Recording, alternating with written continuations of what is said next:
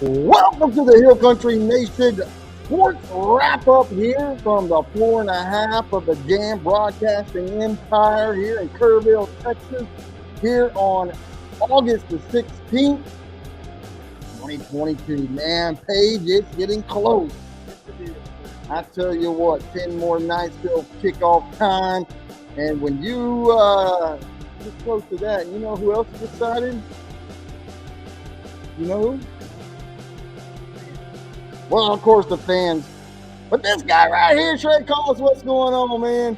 Trey, call us three. Oh, man, like you said, excited, man. 11 days till kickoff, 10, whatever. Excited. I'm kind of getting a little tired. It feels like I've been doing shows every night. But you know what? I've been doing shows every night. I know, and drilling's pumping in, but man, it's football season. We have 6 months of others like no football, so we're all good. So I'm excited to bring in this guy, man. Yellow Jacket Pride. I can't wait. Let's just get right into it, dude. All right, hey man, you're absolutely right. This guy right here, the Sabinal Yellow Jackets AD and head coach, has been just one of them nicest coaches I've ever known, well, as a human. But man, I tell you what, he is a husband, a father, and a father to so more many. And of course, he gets the privilege to, well, wait, hold on, maybe to this guy. Dang, man, you're hurting me right there. None other than Coach Kowalski. Coach, how are you doing? Welcome to the show. Thank you, JR. I'm just excited after that intro. Boy, you have come a long way. That was very exciting. I was fired up just watching, and I can remember about 8, 9, 10 years ago, you being up in some little bitty press box, and now look at you. We're still in a little bitty press box the way we go, you know. I was talking about, you know, Coach, man, okay. It was like 40, 50 losses in a row, the Ingram Warriors. Come and take on the Natalia Mustangs. I'm at that game, and Ingram gets the first, win after so many losses. You as the head coach, I'll never forget when you were having like a pep rally over there at the Point Theater. You know, that's kind of when I first met you so many years ago. And, man, ever since then, I've been on the Jeff Kowalski train. Well, I tell you what, I felt like in those years that train may go right off the tracks. It was definitely tough, but it was great. We had a lot of great kids and a lot of great people were involved in that. And it was a heck of a start to be a head coach. I can tell you that. Absolutely. And now how's the atmosphere around the locker room with your coaches? You know, now that you got a scrimmage underneath your belt, you got another scrimmage coming up Thursday or Friday? Friday at 6. And then opening up with the Dilly Wolves on the road. That's correct. It's been, I've actually filled my staff with some really, really good coaches. I just hired an old guy from Ingram that I'd had coach with over there, Kenny Mulkey. Oh, yeah. He's doing a great job for us. Hired a new DC who had actually coached at Ingram for 1 year named Hank Steitler. Mm-hmm. So brought in 2 new coaches, got 3 coaches that have been there with me, but meshed really well and excited. The kids love them. And, they got a heart for kids, and that's what kind of I'm looking for when I hire coaches, good teachers and guys that have hearts for kids. And I think I hit a home run with these guys. Nice. Coach, I'm looking at your schedule right now, and I'm seeing a lot of outs, like yellow out, pink out. Is that something you brought in or something they've always done over there at Sabinal to bring pride to the stadium on Friday night? Well, I think the pink out thing is a deal that, a lot of people do in October. It's a big deal. We did it when I was in Ingram. I had a lot of people touched by breast cancer. My wife's a survivor. So it means a lot to us. So that's something that we've always done. We try to bring a lot of attention to it, just because of something that's near and dear to our hearts. And then the yellow out deal is kind of, I stole that from Penn State. They do the white out. And so we do a yellow out, and we try to get everybody in the stands to wear yellow. And we did it last year, actually. And, but it was a cold night, and we sold a bunch of yellow t-shirts and everybody wore coats. So it really didn't work as well as we'd like it to. So we decided to carry it on over to this year and open up our first game with a yellow out. So we'll see how it works. Coach, with the excitement and the fans, I tell you what, I mean, your transition to going from Floresville back, to small town and Sabinal, they welcomed you with open arms and kind of just settled you in Sabinal. Now this is what your third year, third year. Third year. And how is it now? I mean, do you go into restaurants and people just call you coach and give you half off burgers? Well, we've only got about 3 restaurants here in Sabinal, so they see me quite a bit. But yeah, it's a great small town atmosphere. Community really, really cares about athletics. It's a neat atmosphere on Friday nights at our stadium because the parking lot is owned by the city. So people get out there and they tailgate and everything else. They start parking there actually about 8 in.the morning so they can get a spot. And they back their trucks up because they're trucks you can actually see in the stadium. And I've had people come to my games that said, heck, I'd rather go out in the parking lot. It's way more fun out there. So it's a great atmosphere. Even when the first year, and it was the COVID year, we'd still, we were supposed to limit seating, but they were having to get people from jumping over the fence on the backside. And so it's been a great atmosphere. People, really, really help out the football program and the whole athletic program, and they care a lot. So we couldn't be happier. A lot of great people. Oh, okay. I have 2 questions, JR, so bear with me. One of them's mine and one of them's from a Facebook user. By the way, if you're a Facebook user or Twitter user, want to ask Coach Kowalski a question, just hit me up. I'll get it on the air for you. So I have Braden Glenn wants to know, what can we expect from schematically on the defensive side? Well, I don't know if Braden's a coach for another team, so I don't know if I ought to be sharing that, should I? Tell him we're going to get 11 hats to the ball, Braden. There we go.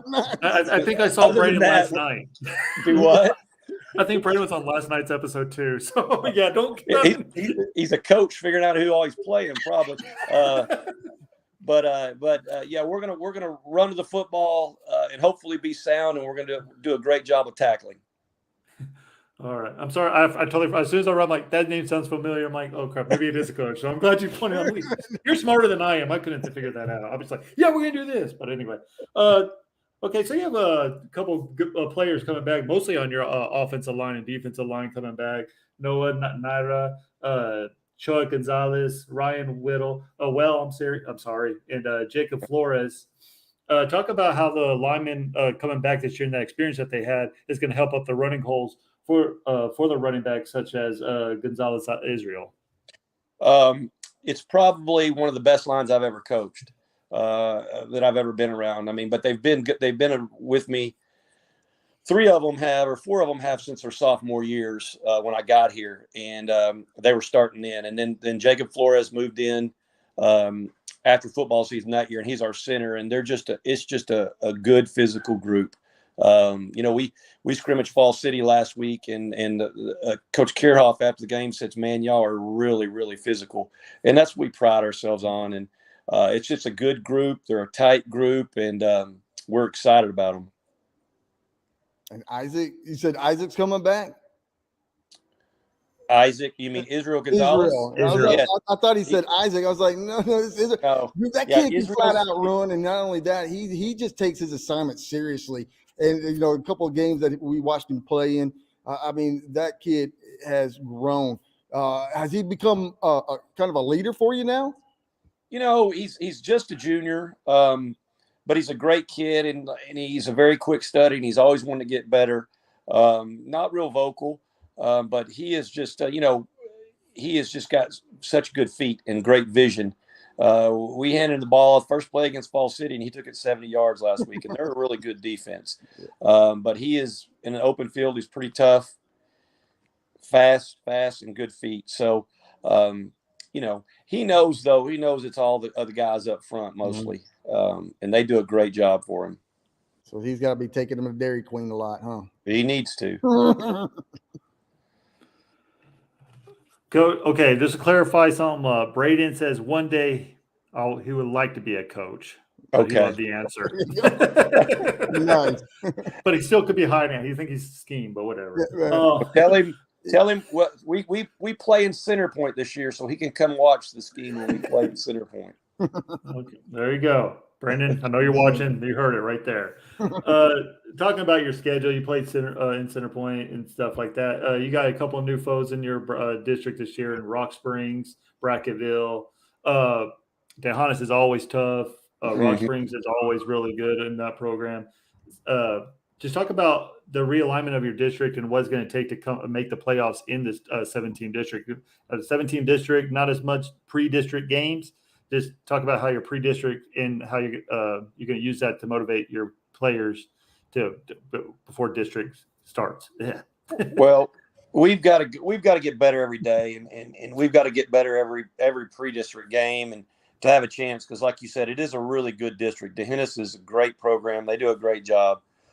We haven't beaten them since I've been here. And that's our big rival. But then again, Brackett is a big rival too. And he does a very good job. Gary does a great job with them. They're very sound and they fly around the football. So that they got after us last year. And so that'll be a tough one. And then Rock Springs, I think, went 8-3 last year, and they got a lot of those kids back. And we scrimmaged them, I believe, 2 years ago, and they were tough. They were very physical, very sound. So we got our work cut out for us. Right now our biggest concern is TMI and getting through that scrimmage healthy, and then it starts with Dilly, and Dilly got us last year. We went through a rough patch non-district because we were, not to make excuses, but we were missing a lot of starters due to injury and COVID and everything else. So that's our deal this year. If we can stay healthy and take them one at a time and get better every day, we feel like we got a chance to make the playoffs. Coach, you've been married for quite some time, and she is awesome.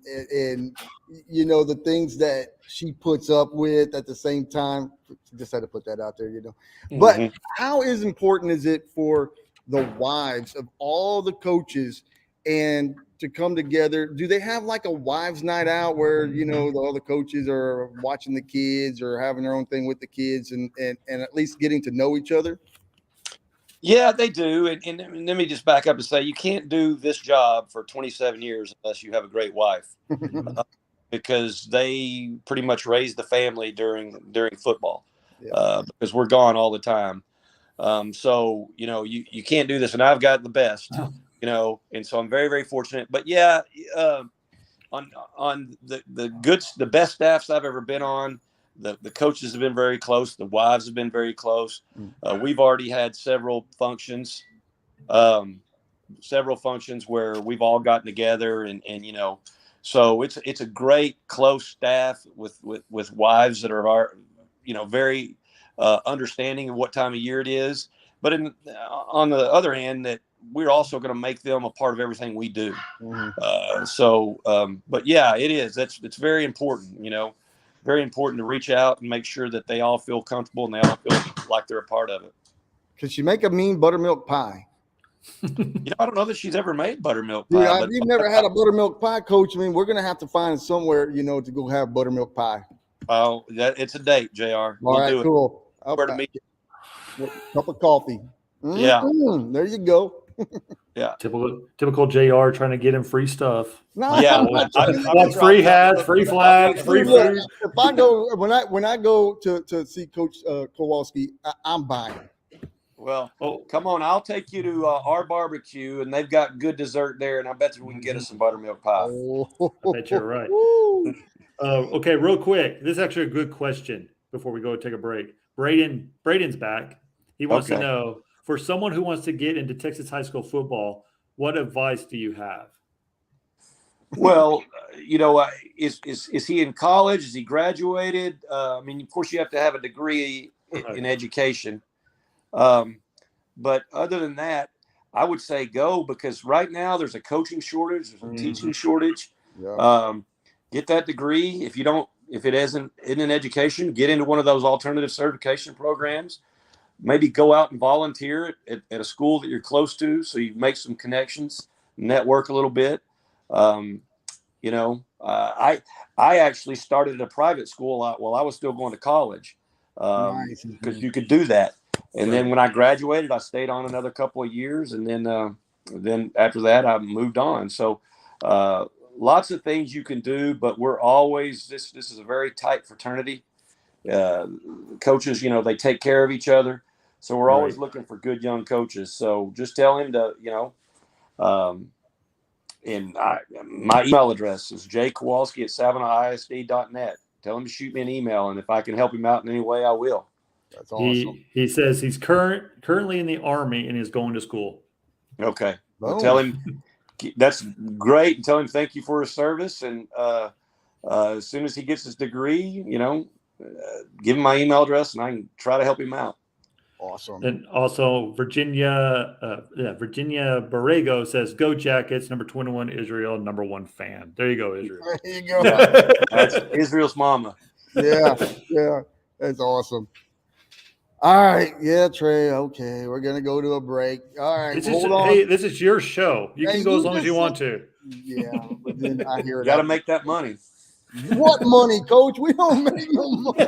But you got to make some money to keep the show rolling, right? No, we make enough. We were just talking about this last time. We make enough money to just go out and do what we do and why we love what we do. Yeah. And that's the truth, because the thing is that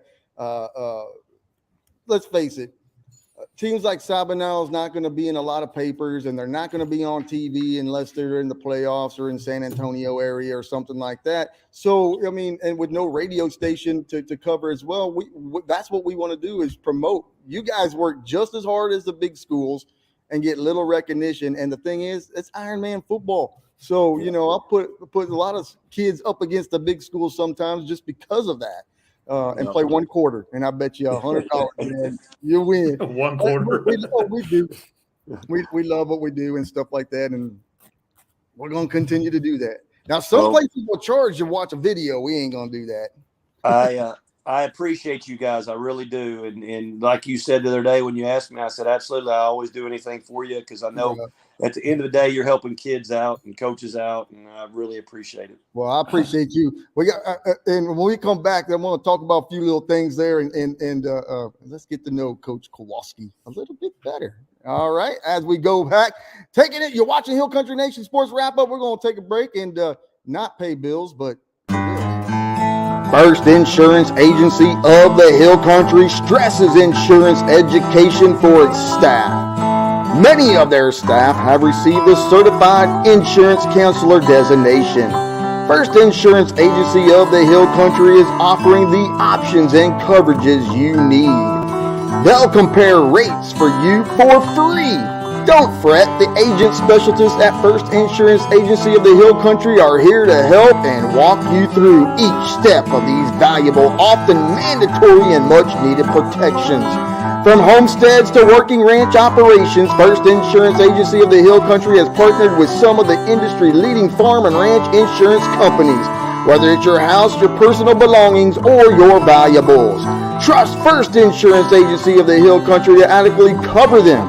No matter what you own, even boats and motorcycles or perhaps antique autos are more your thing, First Insurance Agency of the Hill Country has a variety of insurance partners for all your fun things. First Insurance Agency of the Hill Country, serving the Hill Country since 1891.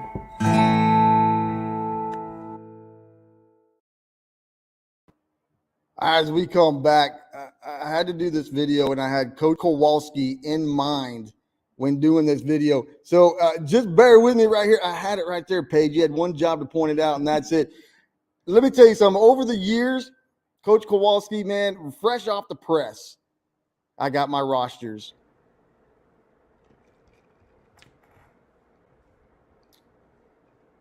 What's up, man? Hey, you got my rosters? Yes, sir. The coaches emailed me this afternoon. There you go, buddy. Yeah, that's what I'm talking about. Thank you so much, man. That is so awesome. Thank you. Thank you. I even marked the starters for you. Dude, that's what I'm talking about. Man, you the bomb. You the bomb, man. You the bomb. Oh, man. Thanks.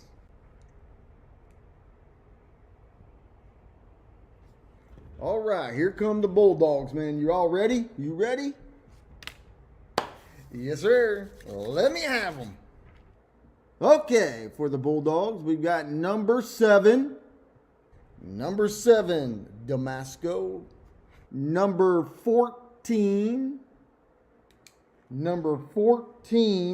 Easterly. Number 20. Wait, did you say 20? Yes, 20. And now 56. I don't have a 20. Does anyone have a 20 for the Bulldogs? All right, here come the captains for the Bobcats. Great. I have no 20. Number 14. Go see who 20 is.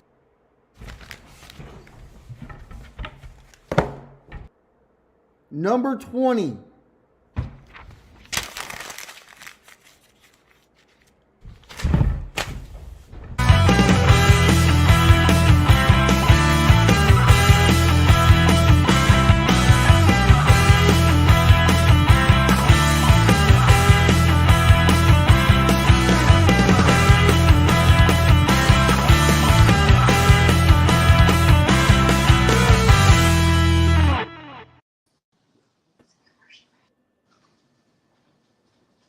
Rosters against sports broadcasters. Coach, how many times have you given me a roster and I had to find out who number 52 was or something? Quite a few over the years. Quite a few. Oh, that's awesome, man. I had to do that. I had to just do that. I was like, you know what? I remember that. Remember back in the days, when I first met you, we were doing a lot of things, with the dinosaur camera. And we went all the way. We followed you 3 deep down into, before playing Edna. And of course, that was one of those deals that was the best year Ingram Warriors had in a while. And now with Sabinal, you're getting them on a roll. And just talk about taking that kind of momentum into Sabinal. Well, you learn every year, and it seems like that as I get older, I feel like I kind of got a grasp on what we can do that helps and what we don't need to do anymore. And, there at Ingram, it took, quite a few years just to get it going in the right direction. Sabinal, I feel like we've been on a quicker course just because, I'd been there, had a lot more experience, and, experience is invaluable. So I feel like going into this year, the third year at Sabinal, it was like going into the 4th and 5th at Ingram. It was just sped up a little bit. So kids know what to expect. And they know our expectations. Like I said, got some really good coaches, got some really good kids back. So we're excited about this year. We feel really good about it. Well, now we come to our favorite part of the second half of the show. And I'm going to let Trey Collis start it off. Okay, Coach, don't lie to me because I know that some of these are true. All right. I want to know what your superstitions are after a long win streak. Oh, man. Well, I don't know that I've ever had a lot of long win streaks. I don't know that I'm real superstitious. So you may know more than I do about that. But do you wear the same clothing? Socks? No, I wash everything. So, I don't know. I guess my biggest superstition is keep working hard and keep the kids hungry. And it's a lot easier to coach after a win streak than after a losing streak. I can tell you that. So, that's the kind of motto we live by, my staff, when we're playing good, coach them hard. And when we're not, love on them a little bit. And that's kind of the way we go. What time you wake up in the morning, Coach?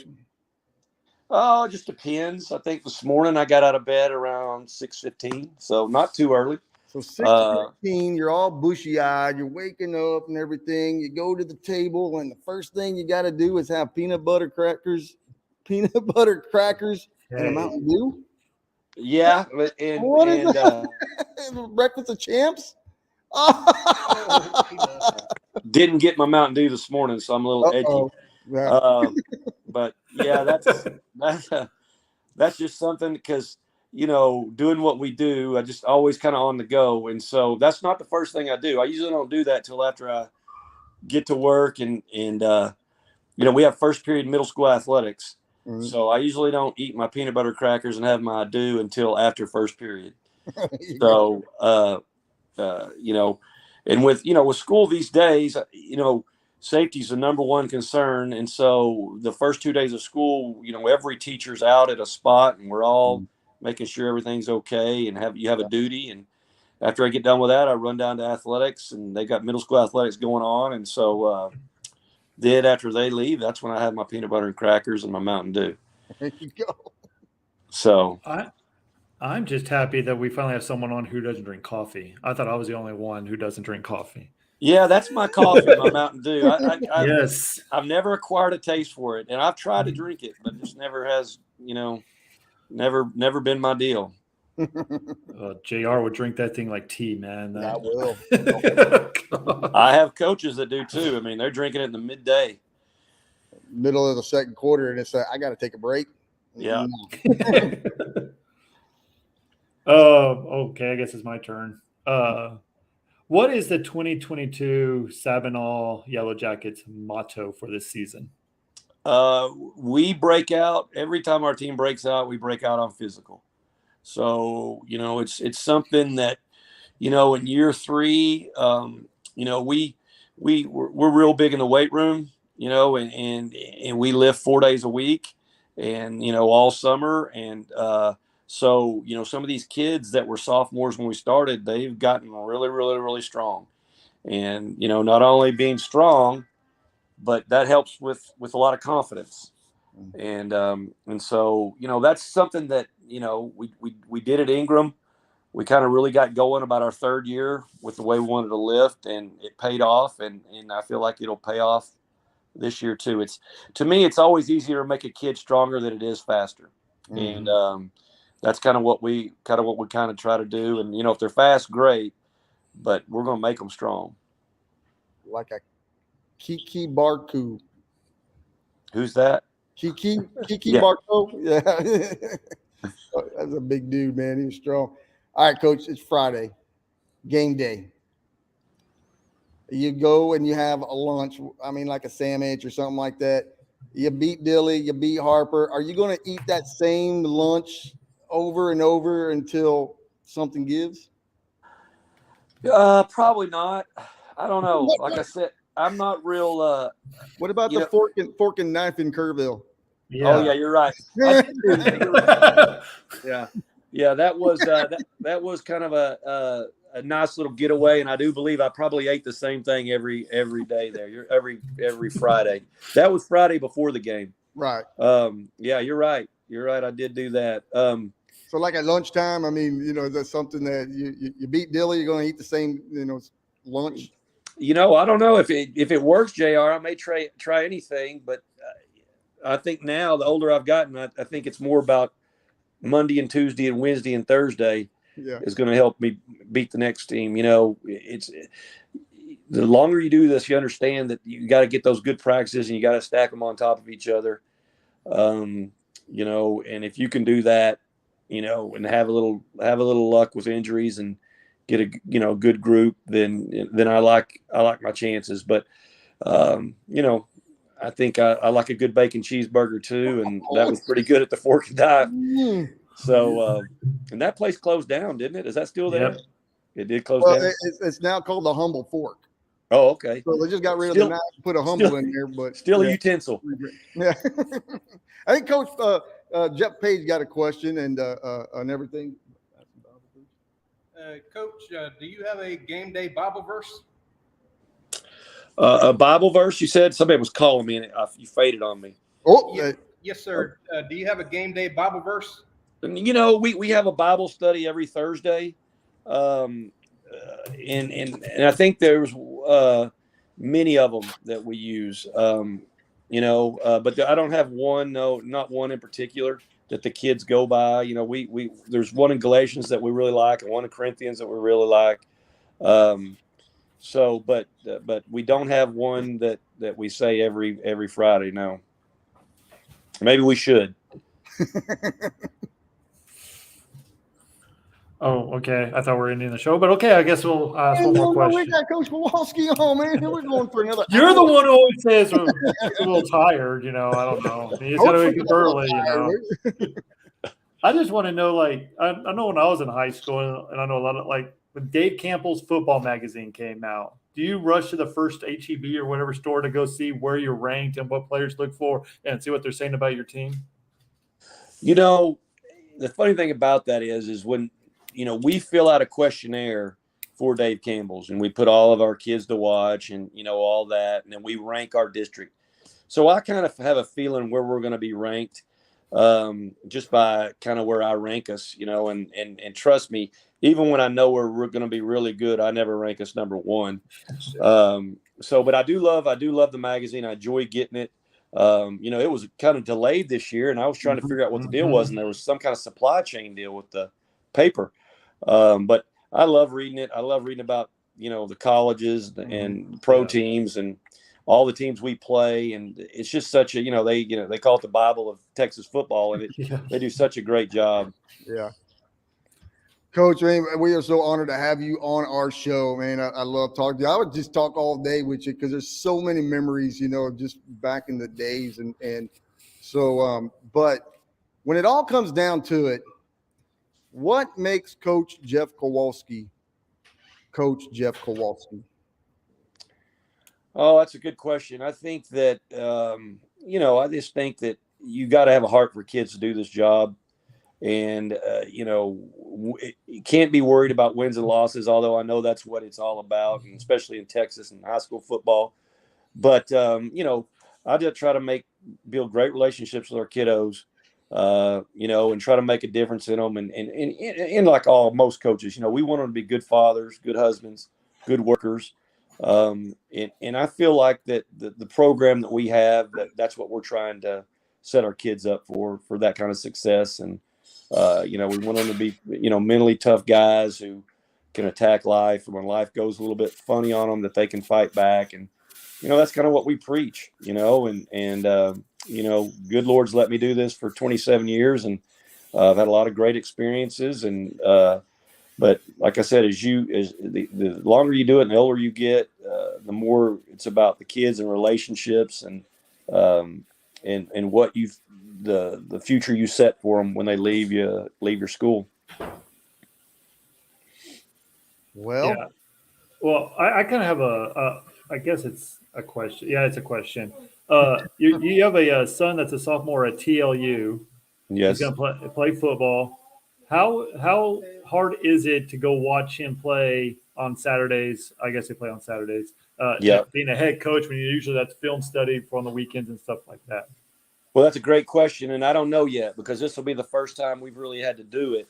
The greatness now about coaching is you got this deal called Huddle, and that's where you share videos.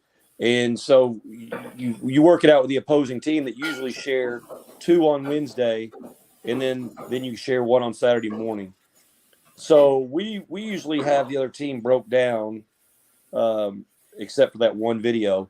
So, we have the kids come up Saturday morning around, 9:30. We go up around 7:30 or 8, and we grade the film from the night before. And then the kids come up and we watch that film with them. And then we usually break down that other video. So, and then we go home. We usually go home around 12 o'clock on Saturdays. This is the way I do it. Because I'm trying not to burn my coaches out. And then we come back on Sunday and we come back around 1 and we work from 1 till whenever we get done. So, this year I'm going to try to go to all his home games. He has a lot of them that start at 1, and Seguin's about an hour and a half from us. Right. So, if we can get out of there by 11:30, I think, and get the job done, get the work done, then we'll be okay, but we got to get the work done too, because we owe it to our kids. So if I have to show up, mid first quarter, then that might happen, but we're going to be there to support my son too, because that's, you can't miss that. Exactly. All right, Coach, now we're at the final segment called Annie Up. So you've already know, here we go. I got to pull it out. Here we go. So Coach Gomez hooked us up with the hat. And I was telling you earlier, I got to make sure I get the yellow jackets. I'll probably even put Sabinal on there just so people know that this is a Sabinal hat. And then, of course, I had to go ahead and swipe that from you. But then I found out it's from the Athletic Booster Club. So, yeah, you know what? They're going to be all after you now. No, they JR. said that, I think there's a warrant out for your arrest, JR. and of course we got the hats. I mean, but that's a pretty cool looking flag of fame. We lost him. Right there. Yeah. Yeah. So basically, where he's going, oh, there he is. So what we're doing now is that we call it Ante Up. So here we go. We got Coach Fontano Amadi over in Bandera is going to hook us up with those nice little shirts, you know, that's like waterproof or whatever that sheds off. We got some hats coming, and also we're going to have a helmet. And then Coach Shipley over at Fredericksburg Heritage, same thing. He ended up with, you know, putting the logos on.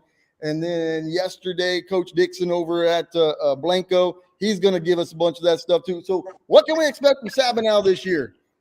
Well, I've got an old pair of cleats I may be able to give y'all that you can wear out while you're reporting, so you don't slip in any mud or anything. I'm sure I can get you something pretty good. Yeah. Helmet? You want a helmet? Yeah, we want a helmet. And I'll take those cleats too, man. That's awesome. I may be able to find you a helmet somewhere with our logo and everything on it. So I'll see what I can do. And then the last ante up was, I'm trying to think. Hold on. Coach Brock Kenyon over at OLH, a jersey. Well, he's got a better budget than I got, I guess.